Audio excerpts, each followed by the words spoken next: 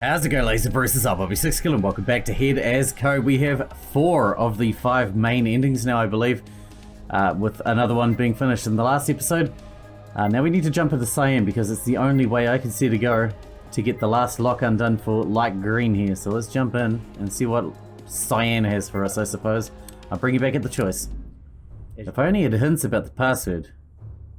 But until I did, my options were limited. Oh, here we go. Whoa, we got 2 options that we haven't taken? So I believed it was best to unlock the door. I didn't know when Agnos would catch up to us, and there was only one course of action that came to mind. Instead of doing anything with the gun, I decided I need to get to the core of the problem.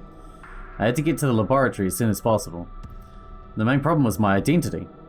Agnos was so convinced that by killing everyone, he'd get Smiley. If only I could convince him otherwise, then he'd spare me at least. It didn't absolve him of his crimes. I planned to bring him to justice as soon as I was out of here, but I needed him to drop the chase. With that thought, I took the train as soon as it arrived. We arrived at the laboratory without a hitch.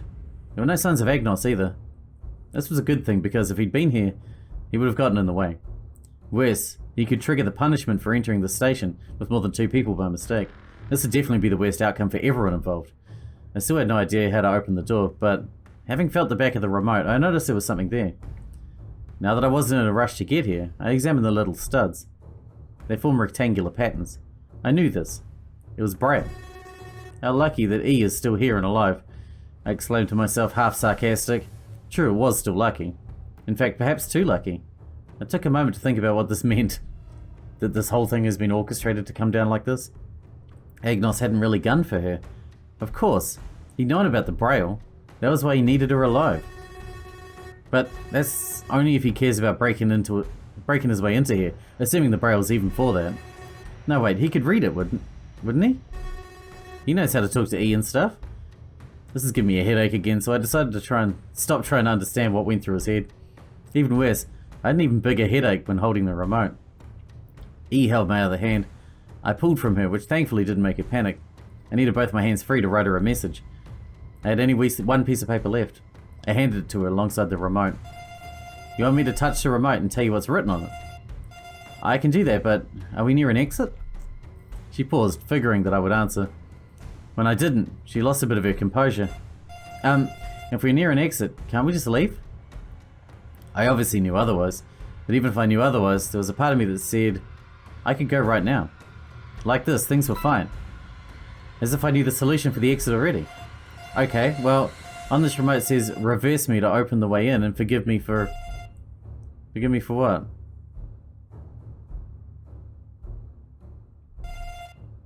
I didn't understand. I didn't understand either. I plucked the remote from her as calmly as I could. Looking at it, I realized that I could enter 5 letters into it. Oh my god. 5 letters. I didn't know what this meant, but somewhere there was some sort of password. I'll reverse you. Oh. All I need to do was figure it out. Simple, right? 5 letters. 1 password. I thought about it, but I just couldn't figure it out. To be continued. That's the true ending. Holy crap. That's where the 5 letters go, although we're missing one. I guess we need to pick a... We'll go back into that one and we'll pick the other choice that we... Oh, we went this way. Whoops. Oh, well, that's fine, that's fine. We'll jump back into this one. Here we go. I'll bring you back at the choice again. Alright, here we go. Some believed the gun was better stored away. That's going to be our Cyan route. So this was the light green route. I made my choice. It was a stupid choice. I didn't know why I chose this option, but I chose it anyway. I threw the gun into the safe and locked it up. When I closed it, even I couldn't open it anymore. I didn't know the combination. At least Agnos couldn't use it against me. And if it came to it, I'd simply let him know where it was as a bargaining chip while I made my escape. Perhaps leaving it here was in my best interest. I believe that if I made my interest in learning how to leave apparent, it would make it clear that I wasn't Smiley or his accomplice. If I was, then I could have just gone. I would know how to leave if I was Smiley, but I didn't know, so I couldn't be. Yeah, This is as sound a plan as I can make. It's not about convincing him I'm not smiling, but that I can't be smiling. This might have worked for me, but what about E? I glanced at the girl. She was still oblivious to most events happening. If she was smiling, why would she hide her senses like that? This is most likely a good point to bring up when I'd eventually meet Agnos again. Okay, Simon, you can do this. It's just an old man. Convince him you're fine. Get your ticket out and leave with E while he does whatever here. Using some of my last bits of paper, I notified E that I was going to find Agnos. She vehemently opposed me doing such. Don't do that, it's too dangerous. We should just leave right now. I used another one of my last sheets of paper to explain to her that we couldn't leave. There were scanner gates and they would detect if we didn't find the 9th person. Oh, that does sound dangerous, but is it worth taking the chance? I'll follow you anyway. Didn't really have a choice. She resigned herself to my choice and we both left the area. Our destination was the science lab, where he would no doubt turn up eventually. My cowardly nature was rearing its head. As I waited on the station of the science lab room, my knees quavered slightly. Damn, he was taking his time. All this wait did was put me on edge. It was minutes later that I realized that I'd been waiting in vain. He wasn't coming with the train. He was at the station already. He was upstairs. Some footsteps made it clearer. He'd been immobile for a while, most likely trying to open the door but failing. Without the remote, which I still had, he most likely stood no chance. I used my last paper to tell E to stay put. If I went upstairs to confront him, she wouldn't be in danger. But it happened she went upstairs too, then it wouldn't be funny. Unfortunately, that was my last paper. I could no longer communicate with her. Understood. I'll stay down here, don't worry.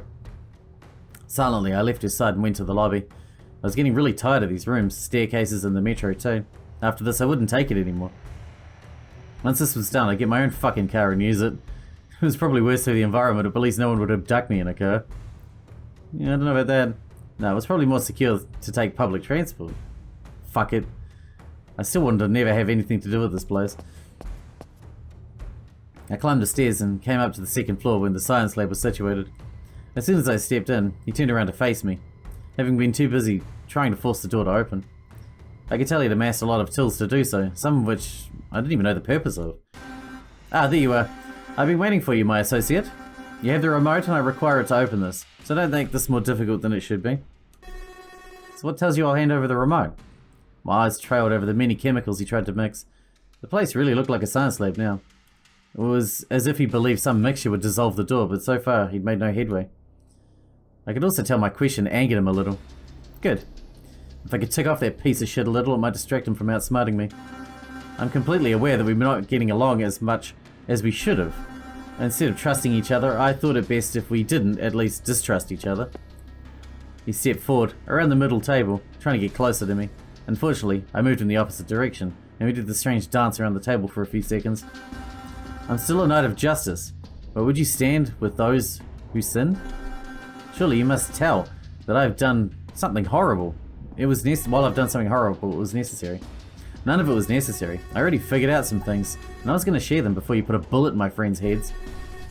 And what do you mean stand with? I'm not standing with anybody. All I care about is leaving this place, but I don't know how. You keep telling me I'd be told things on a need-to-know basis. Well, I need to know now. How do we leave? I'm not Smiley. E's not Smiley.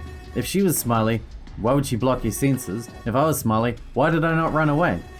We don't know how to leave. We don't know what to do. We're not Smiley. Get it already. He listened intently. How about we do a trade? I need the remote and you apparently need to know what I know because I've understood how to leave this place. I wasn't sure about this. You might have been bluffing. I'll hand over the remote after you tell me then. I won't need it after I can leave this place, so I have no intention or need to double cross you. Is that okay? I suppose that will do. However, I require some kind of proof or insurance that you will do as you say and leave it to me regardless. I cannot act in good faith without sufficient proof. After all, why should I trust that you won't hold your word after you left me on the station and without my tool? Where is it anyway?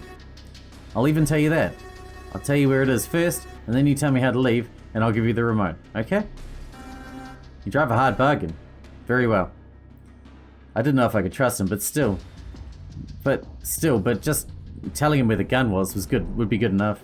He couldn't open the safe anyway. He killed the people who were able to open the safe. Okay, the gun is... As soon as I spoke, he took off in a sprint. Damn it! Did he get me? I quickly launched after him and barreled down the stairs. Hey, we had a deal. You piece of shit, what are you doing? Simply what I must, young man. I do not actually care for the gun, so I'll make you give me the remote. When I arrived at the station, I saw exactly what his plan was. He'd been stalling this whole time, trading places with me until he could get to the station. He knew I was here with E, and now he was holding her hostage. Now give me the damn remote and I'll release her and then be on my way. Otherwise she'll be assuredly end up electrocuted to death. I clenched my teeth. I ran out of bargaining chips, and now he had everything in his hand. I felt sorry for E. This is my fault, completely my fault. I should have known you'd do something without honor like this. Doesn't it mean anything to be a knight of justice or what? The most important thing is to get real justice, and if you are Smiley, then you will die. But I wish to secure that remote and see what's beyond that room first, so give it over to me. He smirked while E trembled, scared witless. Who's this? Please, anybody help. I guess I have no choice. Is that fine for a deal? He softened his stance up a little while I reached in the bag for the remote. I leaned down and slid it over the ground towards him after he nodded, agreeing to my terms. However, I knew he wasn't trustworthy. He released E to grab the remote. At least he was true to his word. I believe your intention is to ask me the way to leave is genuine. However, I cannot say that I have sufficient proof to think otherwise of E.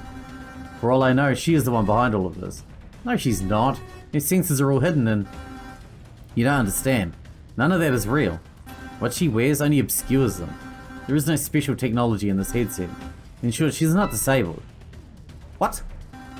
It is a lie I came up with when she arrived here with me. I told her to play along and act disabled. It would make her look inoffensive, and she wouldn't be in harm's way. This saved her a couple of times already. Otherwise, she might have died before. Just as I've given her this life. Now that I can no longer trust her, it's time for me to take it back. Suddenly his hands rose and shoved her right in the stomach with remarkable strength.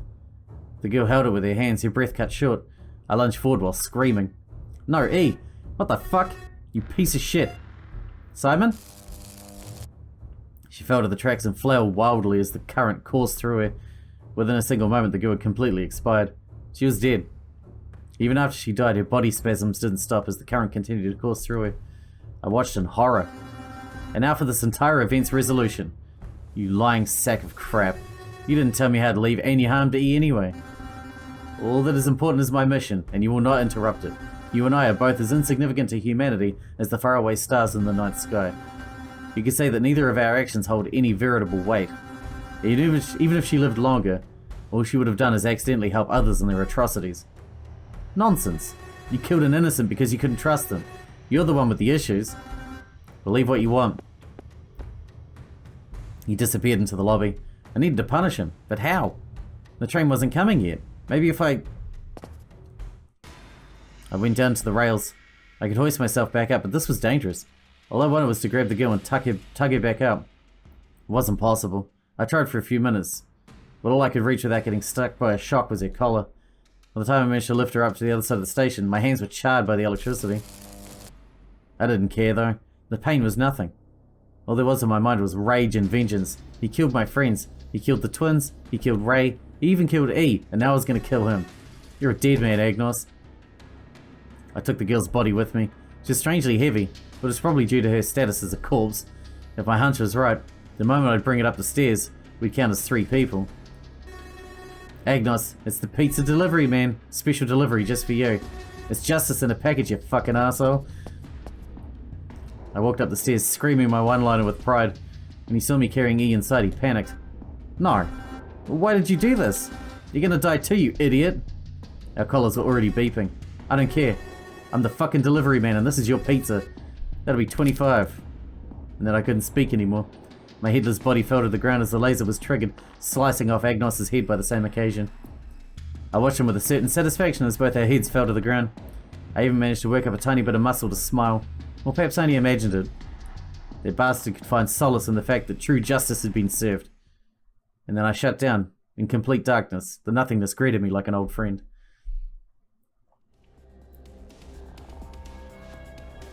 Delivery bad end. We didn't get a key for the frickin' lock still. What does that mean?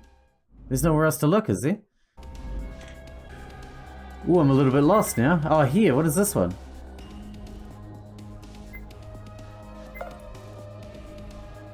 Forced active search takes place in the theater with E. That's got to be the one, right? That's anyone here with a question mark at the end that we haven't got to yet. Alright, let's jump in and see what we can find. I remember that there was different ways to crack the code that might change the way things play out, you know? I guess. What did we do last time? I can't remember. We only get so much time, right? Oh, that's right. We can choose to either put the key in here and save, and both of us stay here forever, or we sacrifice E to get out. And I obviously didn't do that, so we're gonna have to sacrifice E to get out. That's the only way. I can't believe I tried to fight it off with all my strength. Using this key would do something horrible. I still thought perhaps there might have been another way out. I decided to hold off at that point in time. Maybe. If I came back to it once more, maybe then I would do it. Maybe then I would turn into a complete monster. 6 minutes remained. We have to become a monster. It's the only option we've got. It's going to run the other ending. You really want me to do that? I asked no one in particular. My body was like mush. Well, if that's God's will, then there's nothing I can do about it. Put in this situation, do I really have a choice? Oh my god, we just have to keep doing it? The timer was ticking down. This was it. I really was going to do it. I had no justification for this. No, that was incorrect. I had one. It was the idea that if I didn't do this, then I might end up trapped here. Then all of our search would be useless. Sorry, E. I'd give it to her and allow her out, but I didn't want her to die. She wasn't in a state where she might do it either. If I shared this information with her, I didn't think she would do it. She'd probably get scared of it, and then I would lose all the confidence I'd built up for this. Besides, if I didn't tell her and she was left in the dark, if she was smiling the entire way, she didn't know. Was it some kind of mercy too? I knew I was horrible for deciding this. I didn't need to be told. I slapped my cheeks and groaned in disbelief. Was this really what this place reduced me to? If I don't do this without thinking about it, then I never will. Ah, there. I inserted the key. I stopped thinking about it and finally I twisted it into the lock. The door opened. It was the only thing that opened. With a sickening loud buzzing, E's collar activated, creating that cauterizing laser we were told about. I did the worst thing imaginable for myself. I turned around in my stupidity. No, I didn't want to think about it. I didn't want to see it. Then why? The grim sight of E's head falling down etched itself into my head, and I could do nothing but freeze. More applause came from the speakers around the room. They were congratulating me for killing her? I felt unbelievably sick. I vomited right there and then. I hunched over, fell to the ground and just let it all out. The more I looked at her, the more I wanted to scream and run away, but the more I felt nauseous. I had to do something. I was slowly turning insane. This is enough to trigger so many negative emotions inside my head. I thought I was turning completely insane. I approached the body. I didn't want to, but I had to. Something in me just felt bad. It was all his fault. It was all Smiley's fault. The neck was charred, fuming from the intense cooking of the laser. No, I didn't want to see. But I did. And I wanted to bring her out too. E, you're fine, huh? I knew she wasn't, but I denied reality. I grabbed the body and pulled it with me. I grabbed the head and carried it with me. I didn't know what I was doing anymore. Maybe deep in my head this is some kind of twisted way to apologize to her. Maybe if I did this then she would leave too?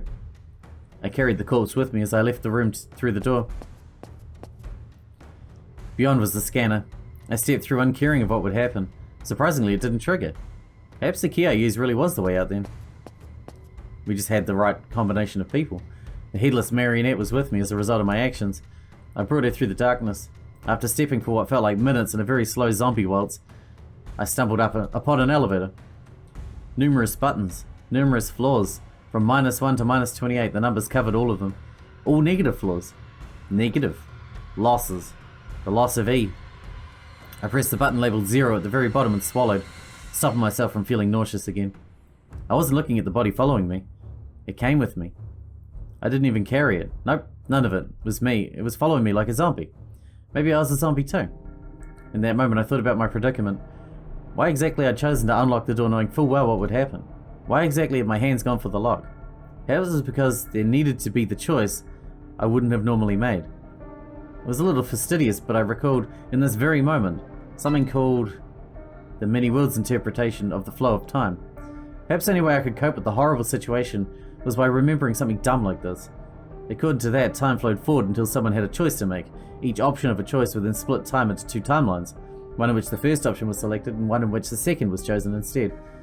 Since I had a choice between using the key and discarding the key, maybe this is just the timeline in which I used the key. In that sense, there would be another me out there in another universe who didn't use the key. Was he happier? Why couldn't it have been this version of me? As I held my head in my hands, I contemplated the idea that I wasn't, perhaps, left in the worst possible outcome. I was leaving this place, but not in a humane way. The person who was using this elevator was no longer a person, or even a human anymore.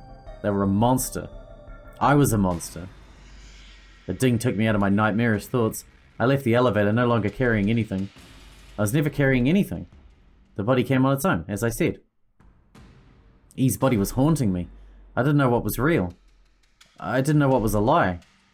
I didn't even realize where I was going for the longest time past that point. As I walked out of another staircase, I found myself above ground. The building had seen better days. However, I noticed nothing of that. It was like I couldn't even see anymore. It was as if there was only darkness before me. I stepped outside. The sun would greet me momentarily and then I could go back. Without Marco? Without Jasmine? Without E? Huh. What? Oh